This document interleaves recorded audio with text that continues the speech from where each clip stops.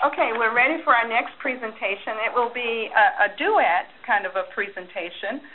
It will be on consumer research at the FDA with Ms. Amy Lando and Linda Verrill. So I'm going to turn the mic over to them for their presentation. Greetings to you, whatever your time zone. My name is Linda Verrill. Today, my colleague Amy Lando and I are going to tell you about the work we do at FDA. Would you like to say hello, Amy? Hi, this is Amy. You'll hear more from Amy in just a minute. Amy and I are social scientists at the Center for Food Safety and Applied Nutrition. We're going to give you a snippet about the role of consumer research at the FDA and give you some examples of our work. Hi, this is Amy again. To start off, I'd like for us to do a brief activity doing a task that was included in one of our recent research projects. I would like for you to look at the 2 nutrition facts labels on the next slide and select the label that has the fewest calories per container. When I say start, you will have 10 seconds to look at the label and then make your selection. Again, press either the number 1 or number 2, depending on which label you think has the fewest calories per container. Okay, here are the 2 labels. Again, please select the label that has the fewest calories per container. Cast your vote for either label 1 or label 2. Again, we are looking for the label with the fewest calories per container. All right, 10 seconds. Please start. Okay, 10 seconds is up. If you picked label 2, then you are correct. Label 2 has the fewest calories per container. In an online study conducted last year, we found that only 49% of consumers got this correct. Let's look at these same labels again. This task is pretty hard, since you have to look at the number of servings per container and multiply the number of calories for label 1 by 2 to correctly see that label 1 has 600 calories per container, while label 2 has 440 calories per container. Looking at serving size and correctly doing math to figure out this type of question is not something consumers always remember to do. The results are just in, and am I right that 62% got it correct?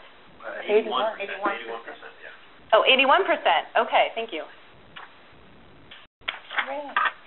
Great. Thank you, Amy. The FDA began doing in-house consumer research with a small staff of social scientists around 1975, with just a couple of people. The value of having social scientists on staff quickly became apparent since they were able to apply their extensive knowledge about human behavior and psychology to policy issues that arose. The social scientists brought a unique perspective to the regulatory agency. Today, the consumer studies staff has grown to a team of 8 social scientists, and there's our picture there in the center of the slide. We represent a diverse sampling of social science disciplines: psychology, sociology, agricultural economics, and public policy. We are all trained in scientific methods and apply these skills to learning about and understanding issues from the consumer's perspective. Consumer studies has an important role at CFSAN. Many of our research projects are used to inform policy. For example, during rulemaking, we often test policy options with consumers as the rules are being developed. Sometimes consumer studies is asked to provide consumer research results as evidence for ongoing litigation. Sometimes this can be accomplished through a review of the scientific literature, but oftentimes we must design and conduct the research ourselves. Another consumer studies role at the center deals with FDA communication efforts. We're often called upon to look at potential changes to food labels. We also sometimes test consumer advisories with consumers before they are released to the general public to ensure that the message is clear and the information is understood as FDA intended. And finally, we also collect information from consumers, usually in the form of surveys. in order to help the educators design and test communication campaigns or consumer information web pages. The staff also writes manuscripts and publishes in scholarly journals. These are just some of our journal publications from 2010 and 2011. Alrighty, we're on what you see as slide 36. All right? Yeah, okay. Okay. Consumer Studies uses scientific research methods for data collection and analysis. We use focus groups, a qualitative method, to explore topics or issues important to the center and to generate ideas for later use in surveys or experiments. We do national probability surveys to establish prevalence or population estimates of consumers' knowledge, attitudes, and self-reported behavior. And we use experimental designs to test cause-effect relationships. We'll go into a little more detail and give you some examples of all three of these methods in the coming slides. Focus groups and other open-ended interview-based methods are a form of qualitative research. As opposed to quantitative research, focus groups do not generate numerical findings. Focus groups are great for finding out how consumers will react to something. Their responses to questions and spontaneous discussion help us assess the whys and hows of how they think about a topic and how they might react to stimuli such as mock food labels or a short information piece.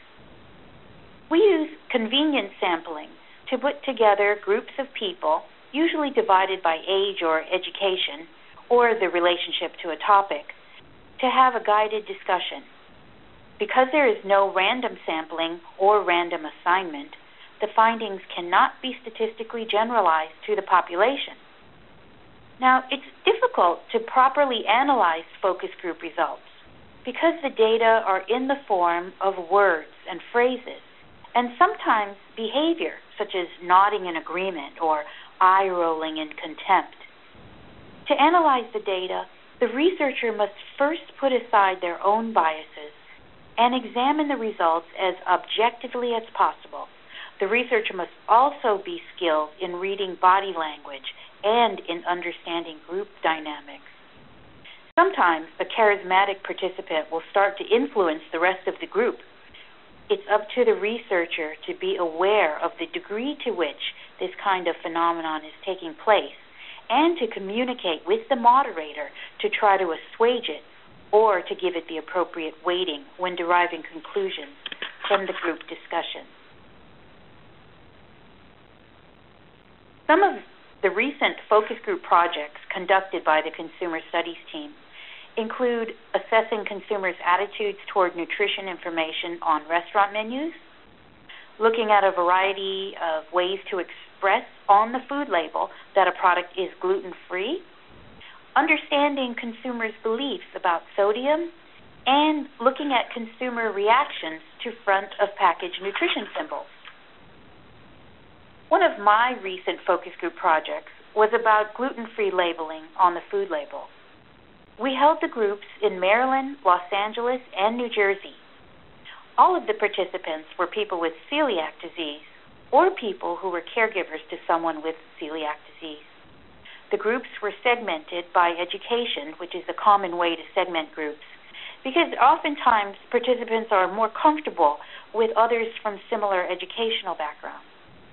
We started with a general discussion about following a gluten-free diet and later showed the participants some mock food labels with different gluten-related claims on them. The candy bar label in the bottom right corner of this slide is an example of one of the labels that we used in the study. Each group discussion lasts about an hour and a half. So there's a lot of data to sift through. But here are just a couple of findings. In general, the participants make sure to check the ingredients list on the food label. The gluten-free claim might get their interest, but they will check the ingredients list. Here's a quote that represents this finding. The person said, "Until I know the brand, I read the ingredients list." Another finding from these groups is that the claim gluten-free is what they're used to seeing on the food labels. So when shown other ways of indicating that the product did not have gluten in it, participants were suspicious. They said things like, "Do they really know what they're talking about?" Now I'm going to turn it back over to Amy, who will tell you about surveys and experimental studies. Amy? Thanks, Linda. Hi, this is Amy again. As we mentioned earlier, consumer studies uses a variety of social science research methods, and another one of those methods is surveys. Unlike focus groups, surveys provide quantitative results, such as the percentage of Americans who use the food label. Also, unlike focus groups, surveys use structured questionnaires with defined answered categories. For example, the answers to our question about how often consumers use the food label are always, often, sometimes, and never. We use surveys to measure consumers' knowledge, attitudes, beliefs, and self-reported behaviors. Since survey respondents are randomly drawn, such as by telephone number or address, we can use the results of surveys to talk about the entire population. The Consumer Studies team conducts 2 national surveys on a regular, about 3 to 5 year basis. They are the Food Safety Survey and the Health and Diet Survey. Each time we conduct either of these surveys, we talk to about 2,000 to 4,000 Americans across the country. The Food Safety Survey is used to explore consumers' risk perceptions about how safe the food supply is, look at their self-reported food preparation practices, their knowledge of food advisories and food recalls, and their experiences with food allergies. The Health and Diet Survey collects information about how and when consumers use the nutrition facts label, about their knowledge of diet-disease relationships, and about their use of dietary supplements. Detailed information from both surveys, including all the questions and responses, is posted on the FDA website. Since these tracking surveys are conducted so frequently, and since we have a core set of questions that remain the same on every survey, we can use data from multiple years to look at trends in behavior or attitudes over time. Here, for example, are the trends in food handling practice and risky food consumption from 1993 to 2010. The meat index, which measures how often and well people wash hands in cutting boards after touching raw meat and chicken, and hand washing after cracking raw eggs, shows big improvement between 1993 and 1998. This level was generally maintained between 1998 and 2006. You can see there was also another big improvement between 2006 and 2010. The fish index, which looks at hand and cutting board washing after touching raw fish, shows a similar pattern, with improvements between 1993 and 1998, maintained or slight decline between 1998 and 2006, and then improvements again between 2006 and 2010. The Risky Consumption Index, looking at consumption of foods with raw eggs, pink or rare hamburgers, raw oysters and raw clams, raw fish, or steak tartare, showed an increase in safe behavior between 1993 and 1998, a decrease in 2001, and maintenance of this level in 2006 and 2010. The third main type of research we do is experimental studies. Like surveys, experimental studies are also quantitative, but they can show cause and effect relationships.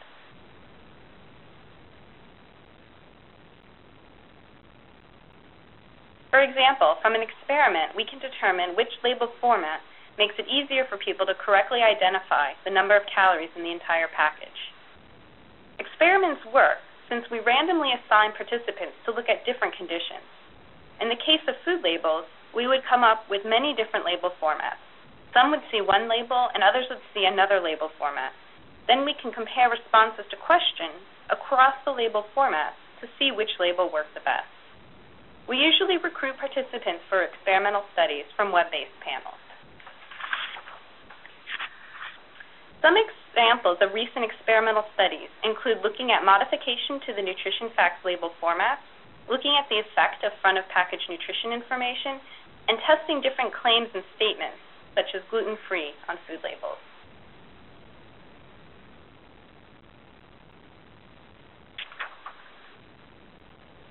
In response to the rising levels of obesity in the United States, FDA started considering what changes to the food label could help consumers eat a more healthful diet and maintain a healthy weight. In this experimental study, we try to answer the question, can we improve serving size information for products that have 2 servings per container but are customarily consumed in a single sitting? I shared a portion of this experimental study at the start of our presentation when I asked you to select a label with the highest number of calories per serving. Here are 3 of the label formats we showed consumers in experiments. The first label on the left is for a frozen meal with 2 servings per container. The second label format in the center shows the same frozen meal, but now in addition to the information for a single serving, it also has a second column showing the amount per container. Finally, the third label on the right shows the nutrition information for the same frozen meal, but the product is labeled as a single serving instead of 2 servings per container. Note that the first label, on the left, has 2 servings per container, creating an appearance of fewer calories per container than if it was labeled as the last label on the right as a single serving. The participants in our study were divided into groups so that some saw the label on the left, some the middle label, and some the label on the right. This graph shows the average percent who could correctly identify the number of calories per container by the labeled format they saw. Both the dual column and the single serving label formats, which are in blue, perform better for the version that showed 2 servings per container, such as the one in red. Like what we saw in the quiz earlier, people don't like to have to do math when looking at food labels and may make mistakes. This is Linda. In summary, consumer studies uses social science research methods to study issues pertinent to the center. Thank you for letting us share some of our research projects with you. I think we have time for a couple of questions. Yes. Are there questions? We are open. This presentation is open for questions, and I will come in and make my closing remarks after we entertain your questions.